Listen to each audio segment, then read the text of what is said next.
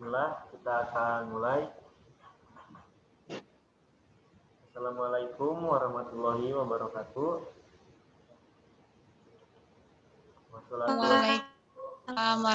Waalaikumsalam warahmatullahi wabarakatuh. Wassalamu ala asyrofil anbiya'i wal mursalin wa ala alihi wa sahbihi ajma'in. Amma ba'du. Pertama-tama kita panjatkan puji dan syukur hadirat Allah Subhanahu wa taala yang telah memberikan nikmat dan kesehatan sehingga kita masih bisa melaksanakan acara salat walaupun secara virtual ini. Dan tidak lupa juga salawat dan salam kita panjatkan ke Nabi besar Muhammad Sallallahu Alaihi Wasallam. Pertama-tama kita mulai acara ini dengan baca basmalah bersama-sama. Bismillahirrahmanirrahim. Terima kasih kepada Bapak, Ibu, Bapak, dan rekan-rekan, teman-teman yang telah berpartisipasi dalam pada sanlat ini. Acara pertama yang sudah dilaksanakan pada Al-Quran yang oleh wali kelasnya masing-masing, dan acara yang kedua yang bertema penerapan ihsan dalam ibadah puasa.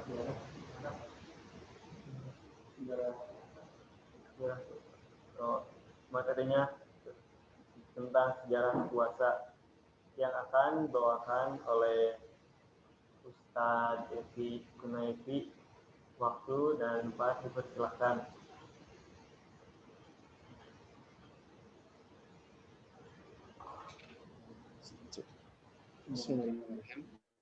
Assalamualaikum warahmatullahi wabarakatuh. Waalaikumsalam warahmatullahi wabarakatuh. Alhamdulillah nahmaduhu wa nasta'inuhu wa nastaghfiruhu wa na'udzu billahi min shururi anfusina wa min sayyiati a'malina. May yahdihillahu fala mudilla lahu wa may yudlil fala hadiya lahu. Asyhadu an la ilaha illallah wahdahu la syarika lahu wa asyhadu anna Muhammadan abduhu wa rasuluhu la nabiyya ba'dah. فقال الله تعالى في القرآن الكريم أعوذ بالله من الشيطان الرجيم يا أيها الذين آمنوا كتب عليكم الصيام كما كتب على الذين من قبلكم لعلكم تتقون صدق الله العظيم. Segala puji dan syukur marilah kita panjatkan pada Allah SWT. Salawat serta salam marilah kita sampaikan pada baginda kita yang mulia Nabi besar Muhammad sallallahu alaihi wasallam. Oke, sebelumnya Bapak ingin menanyakan dulu nih ke anak semua, gimana, sehat? Alhamdulillah.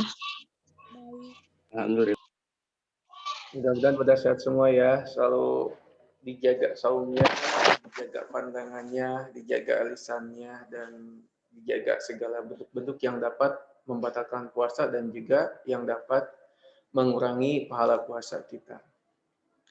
Anak-anakku sekalian yang Allah muliakan, kebetulan Bapak di sini dikasih tugas oleh panitia Rohis Remaja Masjid untuk menjadi pemateri tentang sejarah puasa. Ada yang tahu nggak sebelum Bapak menyampaikan tentang kapan sih puasa itu ada? Ada yang tahu nggak di sini? Oke, nggak ada yang jawab ya. Jadi puasa itu, anak-anakku sekalian, perintah puasa ini sudah ada sejak Nabi Adam alaihissalam. Nabi Adam alaihissalam pernah melakukan puasa, yaitu sebutnya puasa mutih tanggal 13, 14, 15. Nah, ini tanggal ini adanya di pertengahan bulan Komariah atau bulan dalam Islam. Jadi kalau kamu sekalian suka melihat bulan, biasanya itu tanggal 13, 14, 15 sangat terang sekali. Maka di situ disunahkan berpuasa. Maka pada waktu itu Nabi Adam melaksanakan puasa mutih. Artinya pada waktu itu keadaan malam itu dalam keadaan terang atau dalam keadaan putih, maka disebutlah puasa mutih. Adapun yang saat ini salah persepsi tentang puasa mutih, bahwa puasa tersebut harus makan nasi doang, tidak makan yang lain selain nasi dan minum saja, maka itu kurang tepat. Yang tepat puasa mutih itu adalah puasa tanggal 13, 14, dan 15 di bulan Komariah atau bulan Islam. Yang kedua, puasa sebelum Rasulullah SAW kita semua melaksanakan puasa Ramadan, ada puasa yang dilakukan oleh Nabi Daud alaihissalam, yaitu puasa setengah tahun. Artinya 1 hari puasa, 1 hari tidak. Yang kedua, ada juga puasa yang dilakukan oleh Nabi Musa alaihissalam. Ketika itu Nabi Musa alaihissalam pernah melaksanakan puasa selama 40 hari ditambah tanggal 1 di bulan Asyura atau tepatnya tanggal 10 Muharram. Nabi Musa melaksanakan puasa bertujuan untuk bersyukur pada Allah Subhanahu wa taala ketika Nabi Musa dikejar oleh Firaun pada waktu itu sampai ke pesisir pantai Laut Merah, sampai Allah perintahkan Nabi Musa untuk membelah lautan, maka Nabi Musa dan umatnya masuk ke jalan yang sudah antara air kanan kirinya oleh Allah sudah diangkat sehingga terbentuk sebuah jalan, maka Nabi Musa berjalan di tengah-tengah dari pinggir sampai terus ke ujung Laut Merah dan dikejar oleh Firaun di situ, dan oleh Allah Firaun ditenggelamkan. Nah, setelah Nabi Musa alaihissalam selamat dari kejaran Firaun, maka beliau berpuasa, yaitu puasa Asyura, yaitu puasa 10 Muharram. Nah, puasa ini sampai saat ini masih dilaksanakan oleh kaum Yahudi. Walaupun kenyataannya kaum Yahudi itu tidak melaksanakan apa yang disyariatkan oleh Nabi Musa alaihissalam. Apa salah satunya? Yaitu tidak ada Tuhan selain Allah. Asyhadu alla ilaha illallah pada waktu itu, wa asyhadu anna Musa Rasulullah. Seharusnya Yahudi itu mentaati perintah Allah. Sampai saat ini jika mereka mentaati perintah Allah, insya Allah mereka akan menjadi seorang Muslim sebetulnya. Karena mereka hanya berpuasa saja, mengikuti apa yang dilakukan oleh Nabi Musa sampai saat ini.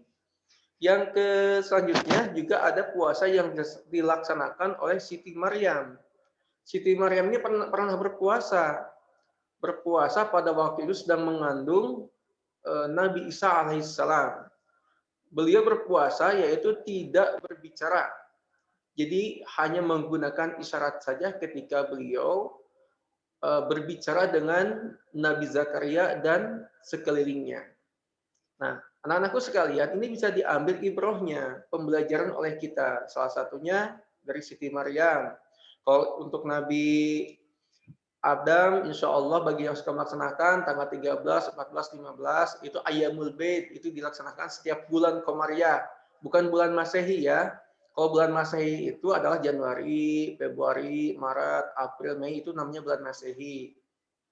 Kalau bulan Hijriyah atau Komariah itu adalah Muharram, Safar, Rabiul Awal, Rabiul Tsani, dan seterusnya.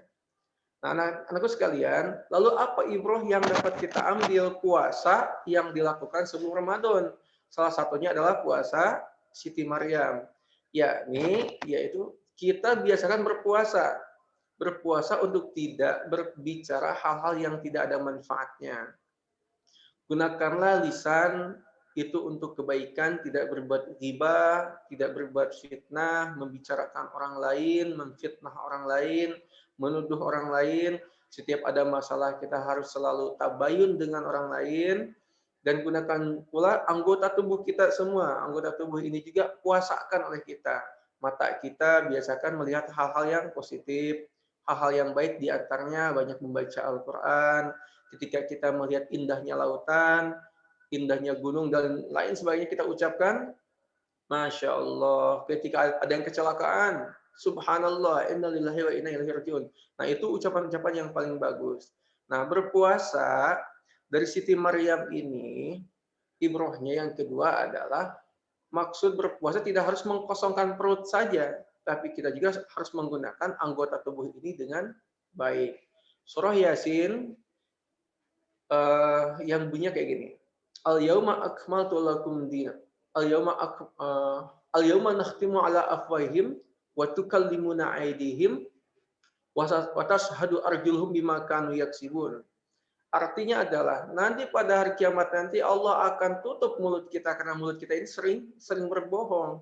Mulut kita sering fitnah atau lain sebagainya, bergibah dan lain-lainnya. Maka Allah akan rapatkan mulut kita. Siapa yang berbicara nanti? Yaitu anggota tubuh kita. Kecuali Allah tidak akan tutup mulut kita kalau selama hidup kita berbuat jujur, tidak ghibah, tidak fitnah, tidak bohong sama orang tua. Insya Allah itu tidak akan terjadi. Anak-anakku sekalian yang Allah muliakan. Nah, kapan puasa Ramadan itu disyariatkan? Nah, sebelum puasa Ramadan dapat dipahami nggak yang tadi Pak Devi sampaikan ke kalian tentang awal puasa sebelum Ramadan? Paham nggak? Syifa Az-Zahra, paham? Alhamdulillah, Pak. Paham. Oke, kita paham ya, insya Allah ya. Oke. Kita lanjut. Puasa Ramadan itu dilaksanakan. Paham. Oke.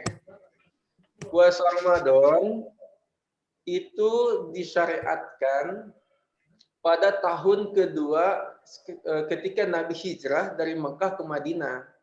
Nah, sebelum puasa ini disyariatkan, Allah telah mensyariatkan dulu yang namanya sholat dan lain-lainnya. Nah, sebelum puasa sholat dulu. Nah, di Madinah itu ada kaum Yahudi, ada Nasrani, dan pada waktu itu Nabi Muhammad SAW belum pernah ke Madinah. Dulu Madinah namanya bukan Madinah, anak-anakku sekalian, tapi namanya Yasrib. Yasrib itu adalah nama salah satu keturunan pada waktu itu di kota Yasrib, makanya namanya Yasrib. Sekarang namanya Madinah dan ditambah lagi menjadi Al-Madinatul Munawwarah, atau di sanalah tempat Rasulullah SAW dimakamkan. Nah, anak-anakku sekalian yang Allah muliakan, puasa Ramadan itu disyariatkan atau turun setelah Nabi Muhammad hijrah tahun kedua. Nah, tadi Bapak sampaikan sebelum puasa disyariatkan, itu disyariatkan sholat dulu. Ketika Rasulullah SAW hijrah ke Madinah, dia melihat orang Yahudi. Setiap tanggal 10 Muharram itu mereka berpuasa. Ada apa? Rasulullah maka memerintahkan sahabatnya untuk menanyakan kepada Yahudi. Lalu ditanyakanlah oleh sahabat Nabi kepada orang Yahudi, wahai Yahudi, kenapa engkau berpuasa pada tanggal 10 Muharram? Maka jawaban Yahudi adalah, kami berpuasa karena kami bersyukur pada Allah Subhanahu wa taala karena Nabi Musa diselamatkan dari kejaran Firaun. Maka sahabat ini menghadap Nabi, ya Rasulullah, jawaban orang Yahudi adalah mereka berpuasa karena mereka bersyukur pada Allah, bersyukur karena Nabi Musa diselamatkan oleh Firaun pada waktu itu.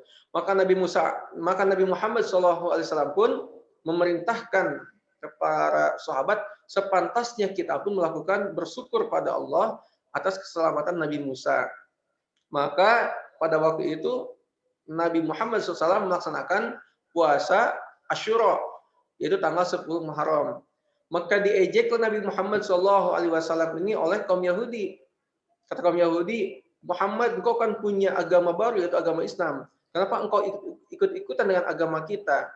Maka dianggap ikut-ikutan. Rasulullah SAW meminta pada Allah SWT bermunajat agar beliau bisa menjawab dari setiap ejekan-ejekan Yahudi.